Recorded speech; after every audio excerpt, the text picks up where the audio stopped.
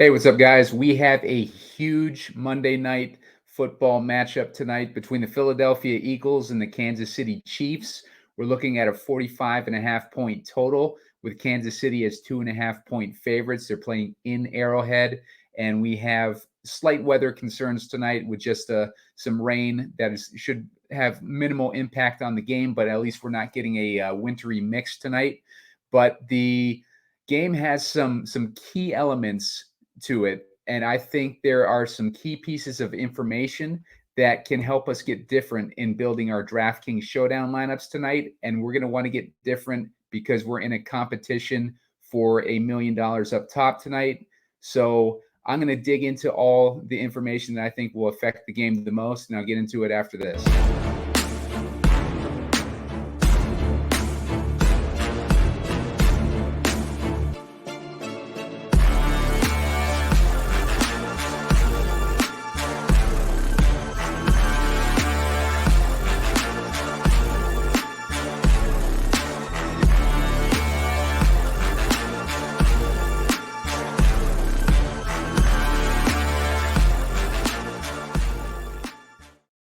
Guys, Simon Edwards at Pumacom here with Heat Seeker Sports, and you're watching Gamescript. This is a show where I break down these island games and give you a little bit of perspective from a DraftKings Showdown analysis. And tonight's game is the Philadelphia Eagles at the Kansas City Chiefs. We're looking at a 45.5 point total with Kansas City as 2.5 point favorites. As I mentioned at the top, there's a few key pieces of information that people might not be necessarily talking about so much, and I can go over that with you guys and build some lineups. But first, hit that like button. Looking for 15 likes so I can put out a shorter video a little bit later. Hopefully we'll be able to get to it today. It's a little bit later than I normally put this out, but I wanted to make sure I did a bunch of research on this game and listen to a bunch of the local podcasts to get a better idea what's going on between these two teams. So make sure to hit that like button, hit subscribe if you haven't already. Got a ton of Thanksgiving content coming up. Going to have some special guests on these Gamescript shows with me for Thanksgiving. We'll do a Gamescript show for each game, so you're not going to want to miss that. So hit subscribe on the channel, and let's dig into it. So got a lot of guys, a lot of expensive guys in tonight's game, and there's going to be some key pieces of information to kind of help us navigate which guys might be the best options for tonight. First, we'll look at Patrick Mahomes. Patrick Mahomes has been up and down so far this season. Last game he played, he scored 17 points. Keep in mind, Kansas City and the Eagles are both coming off bye weeks. I think from a coaching edge, I would give Andy Reid the edge coming off of a bye over Nick Sirianni. I will say that I've been down on the Eagles this year, but they picked it up a little bit. It seems like those new coordinators have done a better job as the season's gone on, and they aren't looking as much as a lost team as they were earlier in the season. They're still letting some bad teams stay in games, but they're looking better than they did in the beginning of the season. So Patrick Mahomes, he's been struggling for a couple weeks. Past couple weeks he's played. A lot of that stems from he just doesn't have any weapons, and he has not been able throughout his career to elevate any of these guys beyond Travis Kelce and Tyreek Hill, who were already there when he got there. Kelce has been his go-to guy, and Kelce has been a stud, but beyond Kelce, there really isn't anyone that has risen in this offense. And they got rid of Tyreek a couple years ago, and since then it's just kind of been lost as far as a secondary weapon for beyond Travis Kelce for Patrick Mahomes. And this year, though, it seems towards the last few weeks, we've kind of seen Rashee Rice rise up, which is good for Patrick Mahomes, because if he's going to be if the Chiefs are going to be a Super Bowl contender, they got to have more than just Travis Kelce that they're throwing to. The running game hasn't done very well either. Pacheco hasn't been scoring many fantasy points, at least from a fantasy perspective, hasn't been doing well. So, the Chiefs have not been the powerhouse that they usually are. They've been pulling out wins, but they have not looked like the same team. So it's going to be interesting tonight in a matchup against Eagles team that is just stacked with weapons. On paper, Kansas City looks way worse than the Eagles, but from a perspective of the ability to win, we know what Patrick Mahomes can do in these games. He's an elite quarterback, and we know, what he's been able to pull off this season so far. And we'll see if it continues tonight against an elite opponent. So Patrick Mahomes, I don't think he's a lock by any means tonight, and he might be a guy that we can actually fade. We'll get into that a little bit later. So I wouldn't fade him completely, by the way. I just, I think if you're doing a few lineups and you wanna find a expensive guy that you can leave out, Patrick Mahomes is a candidate. So we move on to Jalen Hurts. Jalen Hurts is kind of on the opposite side of the spectrum of Patrick Mahomes. Last 3 weeks, he's 26 points, 31 points, 25 points, 22 points, 31 points, 27 points. He's basically hit over 20 points every game except for one this season. He's got a tough matchup against Kansas City this week. Kansas City's defense has been what's keeping Kansas City afloat this year, pretty much. Like, if I read you through some of these, let's read through some of these point totals that Kansas City has scored so far this season. The defense has played a major role. Kansas City in week 1, 20 points. Week 2, 17 points. Week 3, they had a good week. They scored 41 points against the Bears, 23 points in week 4, 27 points in week 5, 19 points in week 6, 31 points in week 7 against the Chargers, 9 points in week 8. That's the game they lost to the Broncos, and 21 points in week 9. So it's not horrible, but it's not what we're used to seeing out of Kansas City. We normally see a lot of 30-point games in there and just utter dominance. But like this year, they are just a good team winning games. And they're going to need to do a lot more than that if they're going to be an actual Super Bowl contender this year, because there's too many good teams out there. But Jalen Hurts, he's been really good this year. And some of the point totals we see on the Philly side, we see 28 points Philly scored, 38 points, 31 points, 14 points, 23 points, 34 points, 25 points, 34 points, and 25 points. That's more like what an elite team should look like. Kansas City, fortunately, has a good defense, and that defense has been, like I said, keeping them afloat. Defense has allowed only 15 DraftKings points a game to the quarterback position, so that puts Jalen Hurts a little bit in trouble tonight. But Hurts is an elite quarterback on a team that knows how to score points, and matchups don't really concern me in situations like that. But Jalen Hurts does have the tougher of the two matchups for quarterbacks, because the Eagles have just been giving up a boatload of points, and they're giving up 19 DraftKings points again to a game to that quarterback position. Problem is, like I said at the top, is Mahomes has no one to throw to except for Kelce, and the Eagles have been good against tight end. They're only allowing 9 points a game to tight end, but they faced a bunch of scrubs in the tight end position.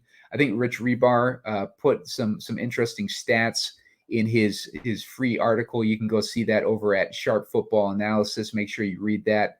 It's a worksheet he puts together every week for these games. And he's basically talking up how the Eagles have allowed a 78.2% catch rate to tight ends, which is 26th in the league.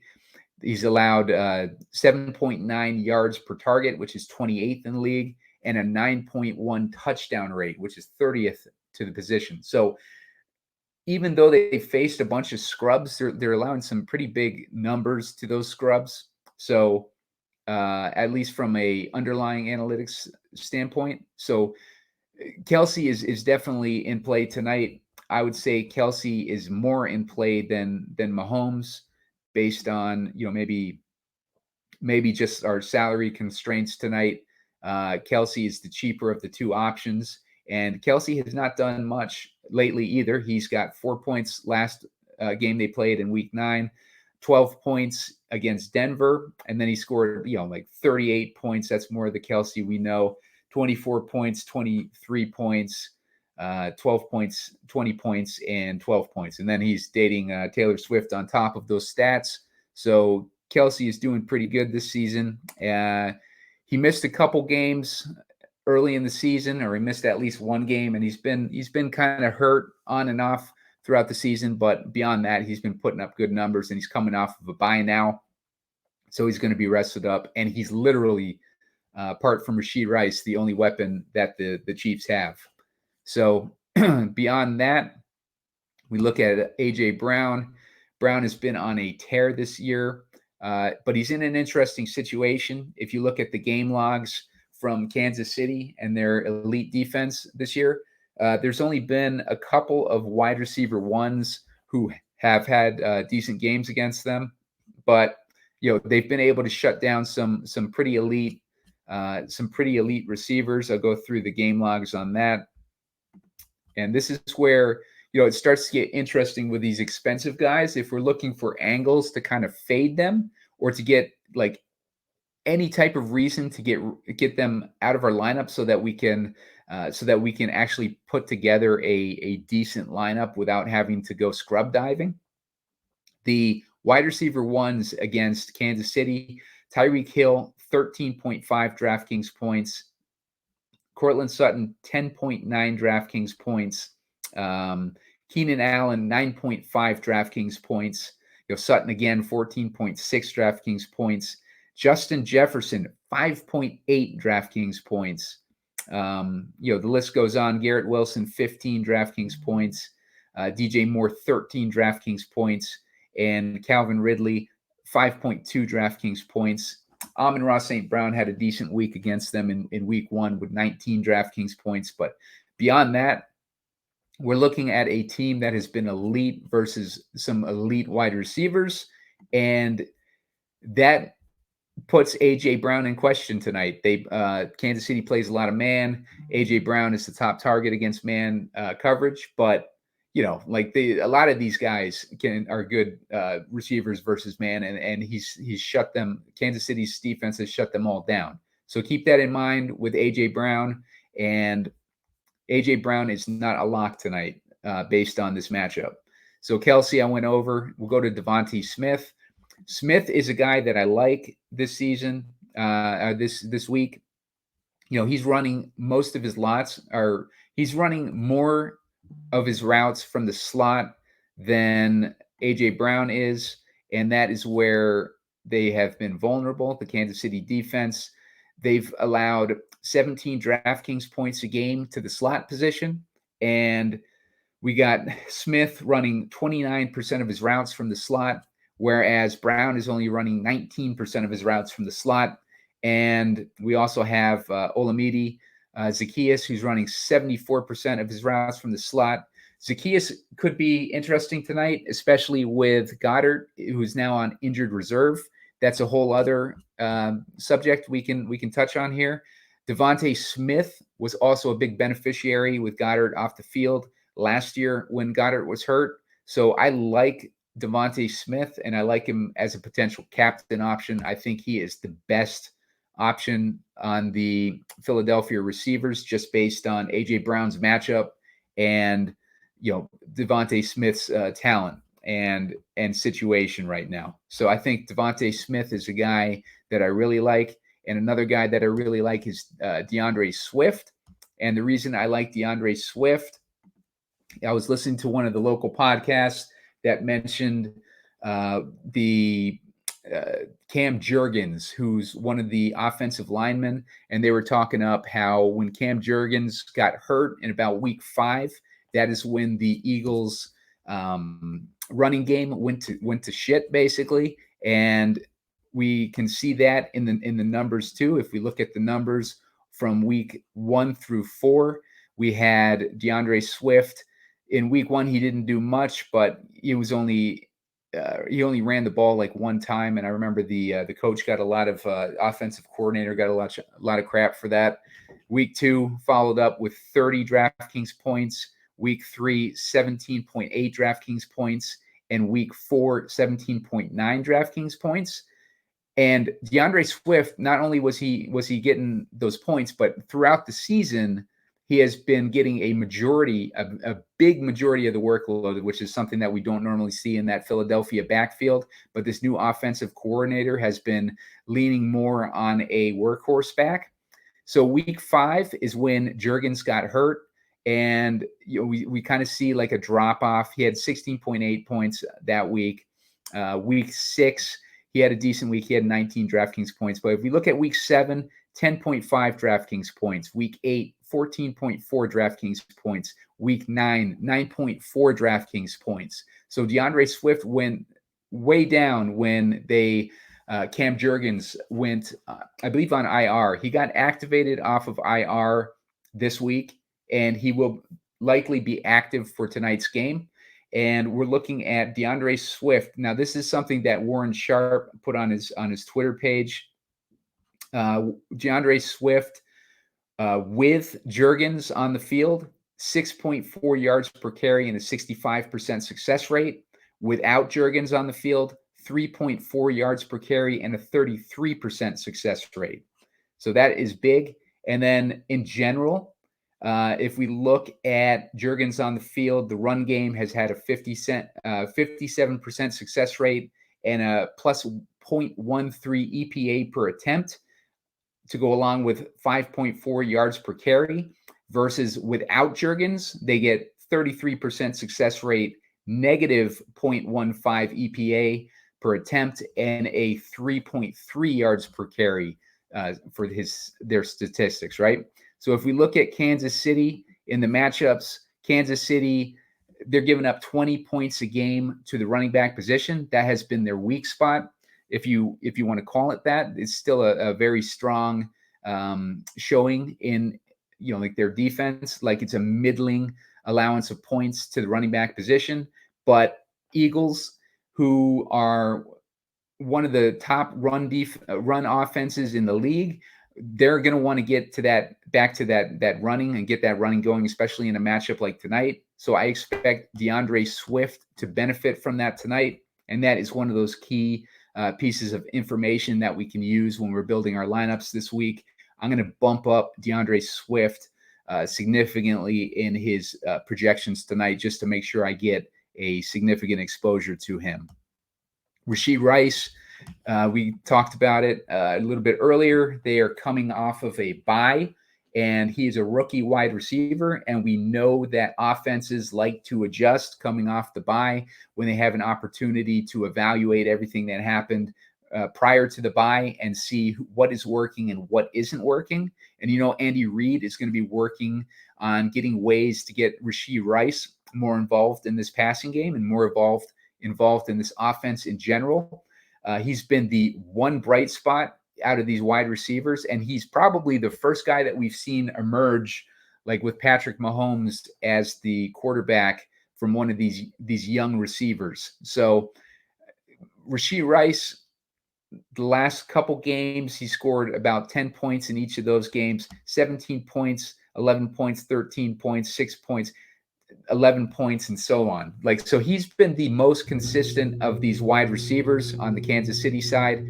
And I would look for Rashee Rice to get a more significant role in this offense now that we are coming off the bye. If we're looking at his matchup, Philadelphia has allowed 21.7 DraftKings points a game to wideouts, but 27.4 DraftKings points to slot receivers. Rashee Rice is running 58% of his routes from the slot. So he's got also the best DVOA matchup. It's probably about the fourth best DVOA matchup for the middle of the field, just in general. But on the night, he by far has the best DVOA matchup, and I like Rashee Rice a lot this week. So I'm going to be making sure to get him in my player pool and bumping up his projection so I get a significant amount of him. Pacheco, not interested there. The Eagles have a strong run defense. Unless you want to play against that narrative of matchup and hope that Kansas City forces the run because they know that the Eagles are going to be defending, putting resources on the pass and Patrick Mahomes. So, if you want to go opposite that narrative, you can put Pacheco in your lineups. I don't like Pacheco tonight. Eagles have only been allowing 13.4 DraftKings points a game to the running back position, which is the least in the league. So they have an elite run defense, the Eagles do. If we move on, Goddard is out. We can pass all these scrubs and go to Jerick McKinnon. McKinnon has the same deal. If we look at the receiving end of the running backs, versus Philly, check out see if we can get some stats here. The Eagles are 20th in receptions allowed to running backs, so that's bottom 12. And they're just there's no good matchup for running backs against this Eagles matchup. But keep that in mind with McKinnon. He was what we needed to plug in last time these guys were in a showdown slate against Miami. I think McKinnon ended up in the optimal. He ended up getting 10.4 DraftKings points, and he was a very cheap salary, so he ended up being one of the missing links. But I don't necessarily like him this week. But if you're wanting to get him in your player pool, I don't blame you. Jake Elliott, the kickers. Elliott he started off hot, and these last few weeks he hasn't done much. But this is a situation where they're facing a tough defense, and when they're facing tough defenses, and we know the Eagles can move the ball, I'm not going to take Jake Elliott out of my player pool, and I might bump him up to one of these double digit point totals. Let's see how he's done. Like the Jets were the last tough defense that they faced. He only scored 2 points there. Dallas was a tough one. He scored 4 points there. So maybe just leave him at his current projection, but leave him in your player pool because Elliott might be interesting tonight. But I don't like these elevated salaries on kickers this year. It makes them a lot harder to plug in. 5,200 for that kicker who, he hasn't had a big week in a while, but he had a consistent stretch in the beginning of the season. Butker is the opposite of that. Butker has been, well, maybe not the opposite. He's been relatively the same, but he's been more consistent as of late. He had 3 points the last game they played against Miami, but besides that, he had 11 points, 7 points, 17 points, 10 points, 11 points, and 12 points, and then 5 and 8 points. Butker is interesting because when we went over the Miami game, I mentioned how he had done in the past against Vic Fangio defenses, like when Vic Fangio was facing them as the Broncos head coach, and Butker had a lot of huge games in there. Now he is facing a defense that basically hired Fangio as a consultant right before the Super Bowl last season in order to prep them for how to defend Patrick Mahomes and Travis Kelce of the Chiefs. And, they have a defensive coordinator as well that is a Fangio disciple. So a lot of similarities between, the Eagles defense and a Fangio scheme. So if they are able to defend the Chiefs like Fangio used to, or have any type of success in that, then you can expect the Chiefs to be kicking a lot of field goals, or at least attempting a lot of field goals. We know what the Chiefs' situation is with lacking of weapons. So, would not surprise me one bit if they went towards the kicking tonight. We'll take a look real quick at what Miami did against the Chiefs last week when they played. before the bye when they played against the Dolphins. Chiefs won that game 21-14, but it was kind of an anemic performance just by the offense in general. We're looking at nobody really scored over 10 fantasy points except for Jerick McKinnon, Patrick Mahomes, and the Chiefs defense. Patrick Mahomes had 16.8 DraftKings points. McKinnon had 10.4, and the Chiefs defense had 12. And this is against a Miami defense that was considered a sieve before this matchup. Miami had been giving up boatloads of points to teams, and they were able to come in and handle Kansas City. And I think a large part of that is Fangio's familiarity with Kansas City from all the years that they faced off against each other when he was the head coach of the Broncos. So that is interesting. And if he was the consultant for the Eagles last season, and then on top of that, was able to, one of his disciples is the defensive coordinator now of the Eagles. You can look for the Eagles maybe to have a similar success. And long story short, Butker is interesting because of that, because if they're able to move the ball and maybe stall out in the red zone, then Butker is the guy that's going to mop that up, especially with the Eagles run defense too, on top of it being so good. They're not going to be able to just run the ball in at will. It's going to be a situation where the Eagles are able to put up a fight in that red zone. Although the Eagles have been giving up a bunch of points in the red zone, just like the Dolphins did, I would still say that they've spent extra work trying to get familiar with Kansas City's offense just from the Super Bowl and this matchup too. So maybe there's something there where they're able to defend the Chiefs a little bit better than they have with all these other teams. So if we look at Gainwell's is interesting too tonight with that same Jurgens narrative. Gainwell has not done a whole lot, but we've seen it with the Eagles before. One of these guys could step up. Now, like I said, Swift has been getting the majority of the work, so I don't see too much usage of Gainwell, but you never know. So just keep him in mind. Don't get him out of your player pool if you're doing 150 lineups. We got Tony. Tony next is not doing anything this season, but one of the ways that the Chiefs were able to beat the Eagles in the Super Bowl was with trick plays. They had Tony score a touchdown and Sky Moore also scored a touchdown. But regardless, I think you're going to need more than just a touchdown, and the volume isn't there with Tony. But coming off a bye, maybe they get him worked in more. But I'm going to try to avoid these wide receivers except for Rashee Rice as much as I can tonight. Eagles defense is I don't know if I have them in play tonight. I don't really like them tonight.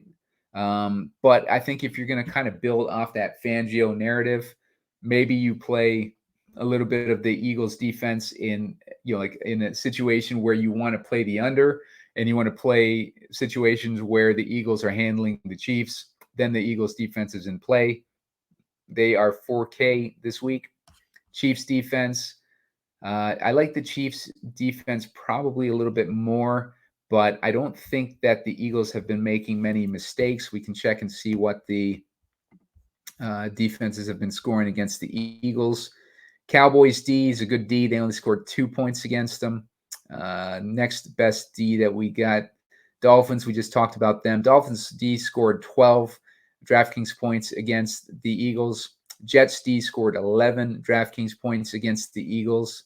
Apart from that, the best defense that they've faced, that's about all the good defenses that they faced. So, mixed results there, but looks like a good defense might be able to score in that double-digit point range against the Eagles. So just keep the Chiefs in there because this could be a night where 11 points will get you in the optimal at a 3,800 salary. So Chiefs are worth keeping in your lineups tonight. Sky Moore, same situation as Tony. they're coming off the bye. Maybe they get him worked into the plan more, but they had all preseason to prep Sky Moore, getting more work after seeing what he could do last year, and he hasn't done anything. And Sky Moore was he did score a touchdown in the Super Bowl against the Eagles, but that's about all he did. He didn't put up enough points to get in your optimal. Stahl is who they're projecting to be the primary tight end taking over for Dallas Goedert, but that doesn't necessarily mean that he's going to be getting the receiving work that Goedert got. I don't like Stahl tonight, especially at an elevated 3,200 salary. The Eagles did not really throw to the tight end last year. I would envision them throwing more to Julio Jones, getting Julio Jones, a big-bodied receiver, some of that tight end style work when they faced off against Washington. He got 2 targets. Didn't do anything against Dallas, but I would envision Julio Jones getting worked more in to kind of sub in for Goedert. So Valdez-Scantling, I'm not interested there. Again, like I'm trying to avoid these wide receivers and not have to make this. I say this every time we do these Kansas City showdowns, and for the most part, if you've avoided these wide receivers, you've done well. Every once in a while, one of them will pop off, like you'll see, like against the Chargers, where Valdez-Scantling scored 17.4 points. I think that was a showdown slate, if I remember right, and it burned me. But I don't trust these receivers. Hardman came back recently to the Chiefs. He scored, let's see, 2 targets against the Jets, 3 against the Chargers, 2 against Denver. 3. It's just not enough volume there, and you need him to get lucky and break one off. And you're basically playing the lottery by choosing one of these receivers beyond Rashee Rice, I think. So I'm staying away from them. Justin Watson is the only guy that I'd really be interested as a cheap guy, because he's shown Patrick Mahomes has shown trust in him. 5 targets versus Miami, 3 versus Denver, 1 versus Denver the other week that he was in, 3 versus Minnesota, and he's had 3, 5, and 4 targets too. So if you're looking for a cheap guy, I don't mind keeping Watson in my player pool, but other than that, I'm not really looking at these cheap receiving options on Kansas City. Noah Gray's a guy I like tonight. I like Noah Gray because he's just been kind of mopping it up where Travis Kelce, if he's getting too much coverage, they like to use the tight end on the Chiefs, and when it's not Kelce, it's Gray. And he's got 3 targets, 1 target, 2 targets. He's had a few games where he's had 3 targets. We've seen him get targeted in the red zone before. I think I want to say that he had a touchdown taken away from him or something recently. But yeah, Noah Gray has been pretty good in this offense as far as like a backup tight end goes. And he seems to have Patrick Mahomes' trust. So I don't hate Noah Gray if you need to go scrub diving. Zacchaeus, he's another guy that's going to benefit from Goedert being out. If I remember right, last year, I think Quez Watkins got a bump when Goedert was out, and Zacchaeus is this year's Quez Watkins. Zacchaeus was a needed piece versus Tampa Bay when we had that game for Showdown. He scored 13.8 DraftKings points that week, but he has not done anything since. But I would say with Goedert being out, I think Zacchaeus would get more targets at least. Let's see. Beyond that, Albert O is the other guy that I have an interest in. If you're going to have a tight end kind of take over for Dallas Goedert, I think Albert O would be a good option to do it. He's only 400, so he gives us that much needed salary relief in a game full of studs. He's been inactive basically apart from last week. Last week is his first week active. So look for Albert O to get a little bit of a boost in usage tonight. And I would not be surprised if he ends up being in there in the passing downs that they normally would have liked to use Goedert in. So now that we've gone over that player pool, let's kind of take a look here at building a lineup. And if we're looking at, like the more chalky side of things, I think the optimizer is trying to get Mahomes in that captain tonight. Looking at Zacchaeus and Watson, two guys that I just mentioned as the cheap guys that the optimizer is leaning towards. These are based on RotoGrinders optimizer. So let's get in Zacchaeus, and we'll get in, where is he? Watson. As far as beyond that, DeAndre Swift, I mentioned him. So we'll get DeAndre Swift in there. And Jalen Hurts, they're going to want him. So you can take your pick at that final spot. But basically, that's a way that you can go for an optimal.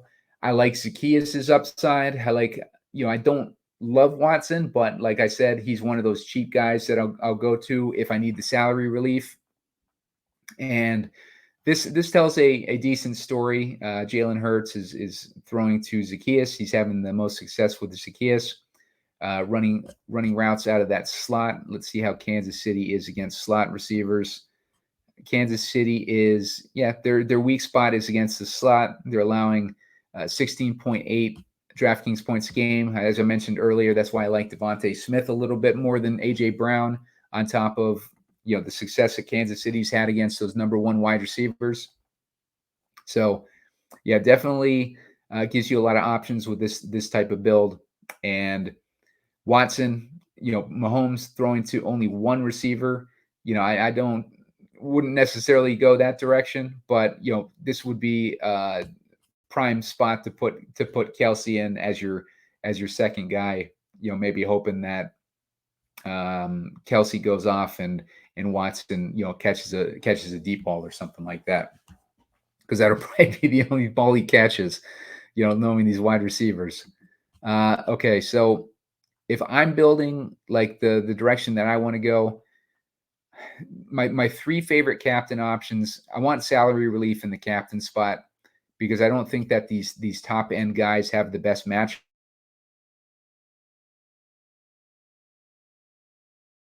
So I'm going to be looking at Devonta Smith, DeAndre Swift, and Rashee Rice as my primary captains tonight.